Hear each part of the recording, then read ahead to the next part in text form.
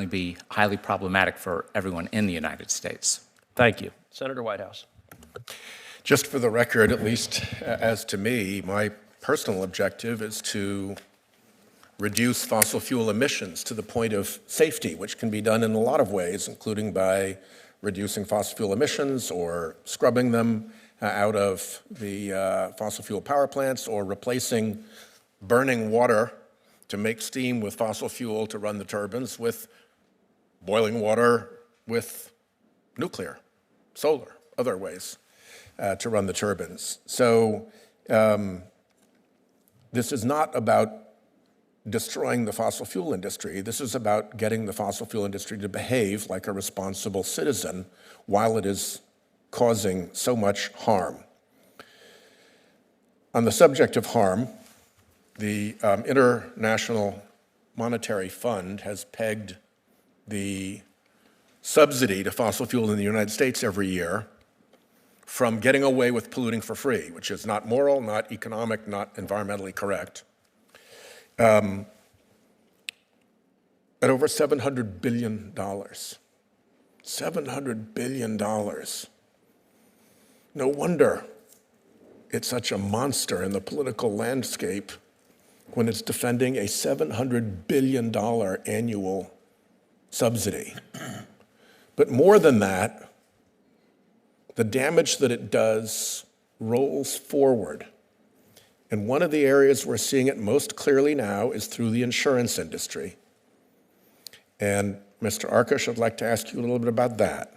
There have been reports, not from green groups, from major insurance companies, from major mortgage companies, from very respected financial experts, that once climate change makes weather and weather conditions too unpredictable, there become areas of the country that can't insure themselves any longer. And once they can't insure themselves any longer in that area, you can't get mortgages any longer, which means that property values crash in that area and that local bankers suffer because their loan-to-value ratios crash and their mortgage revenue crashes. And that the combination of that local economic effect with the property value loss to those homeowners cascades into a full-on 2008-style recession. Could you walk us through that and where we're seeing some current examples of that already beginning to appear? Sure. That's exactly right. Again, no less than the Republican chair of the Federal Reserve has said that there are whole regions of the country that soon you won't be able to get a mortgage, or and there may not be bank branches or ATMs, and that is because of insurers withdrawing from those areas. And the way this works is that climate harms raise insurance rates or cause insurers to withdraw entirely. They're withdrawing from entire states. There are headlines about this, every other month.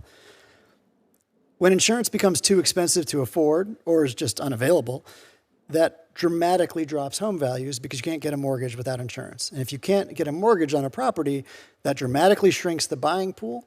And also, if the insurance is just really expensive, the expenses of paying for any asset or any kind of ownership reduce the value of the asset, right? My point in my opening remarks, if the average homeowner's insurance price in Florida is now $14,000 a year, yes, and if that's predicted to double or triple, let's say it doubles. Now you go to $28,000 a year. Yes. If when you buy a home, you know you're signing up for $28,000 a year in expense out of your pocket. Just for insurance. Just for not insurance. for maintenance What does that of the do to home, the not value for of the taxes, home? not for anything else. That's right. Then it gets a lot harder to sell your home. That's for sure. Yeah. And the value of your Price goes property down. falls a lot. Yes, that's absolutely right. happening. And that's what we're seeing in Florida. People are losing their insurance. It has some of the highest premiums in the country. Has some of the fastest premium increases in the country. There's been, according to data from the Federal Insurance Office, there was a 168% increase from 2018 to 2022 in Floridians who have to go to the state last resort insurer, Florida citizens, because they can't get insurance from anyone else. 10% of Florida homeowners already don't have insurance.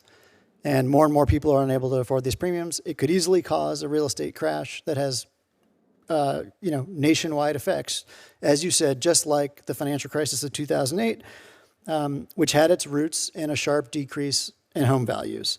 And Mr. Arkush, just a last question. If an industry is lying to the public about the dangers of the product that it sells, is that established to be a legally actionable situation? And is the tobacco lawsuit an example of that? That's exactly right. These are not novel legal theories. In fact, they're some of the oldest in our country. Some of them go way back, way before our country in English common law.